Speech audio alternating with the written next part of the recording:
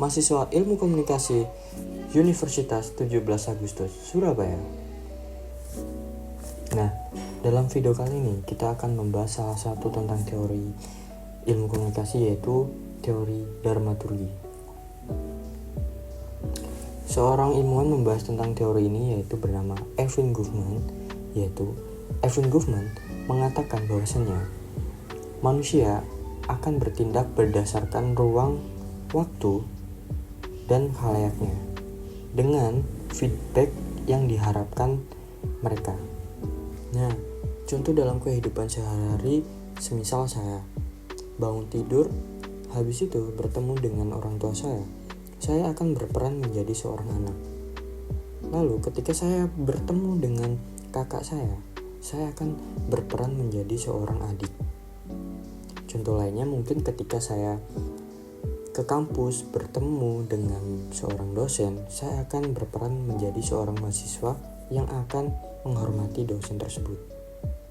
Dalam ruangan kampus sendiri, ketika saya bertemu dengan seorang teman-teman saya, mahasiswa lain, saya akan berperan menjadi seorang teman dan mahasiswa biasa.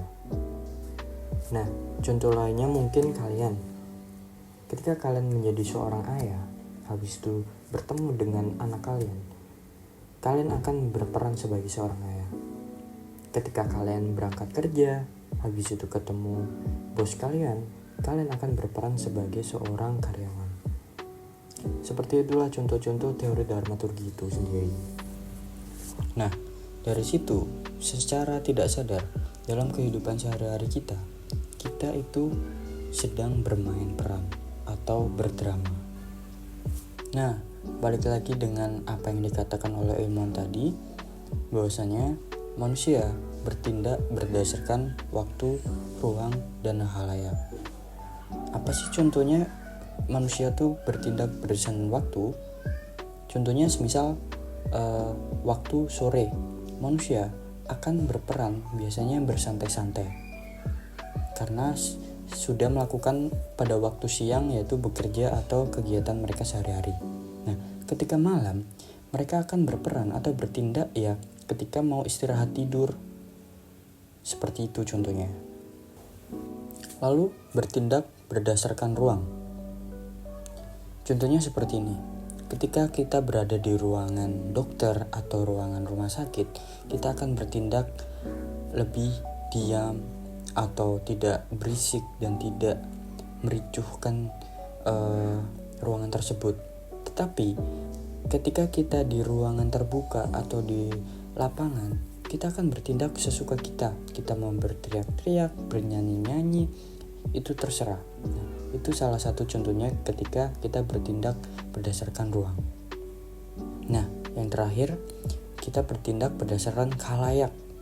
Contohnya, semisal ketika kita bertemu dengan dosen atau mungkin ustadz, kita akan bertindak atau berperan seperti kita harus menghargai mereka, harus sopan, harus berattitude dan lain sebagainya.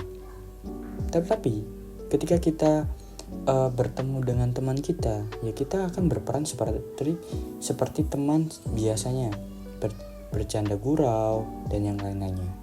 Seperti itulah contoh ketika kita bertindak berdasarkan khalayak. Nah, akan tetapi karena banyak tindakan kita yang berdasarkan ruang, waktu, dan khalayak tersebut, tetap kita harus menjadi diri kita sendiri. Jangan karena banyak hal tindakan kita yang diatur oleh ruang, waktu, dan khalayak yang kita jumpai, kita keluar dari pribadi kita sendiri. Tetap be yourself dan tidak menjadi orang lain. Nah, itulah singkat penjelasan tentang teori dramaturgi kali ini. Semoga dari penjelasan tersebut menjadikan ilmu yang berguna dan bermanfaat untuk kalian. Saya Giri Aji Saputra pamit undur diri. Sampai jumpa di video lainnya. See you.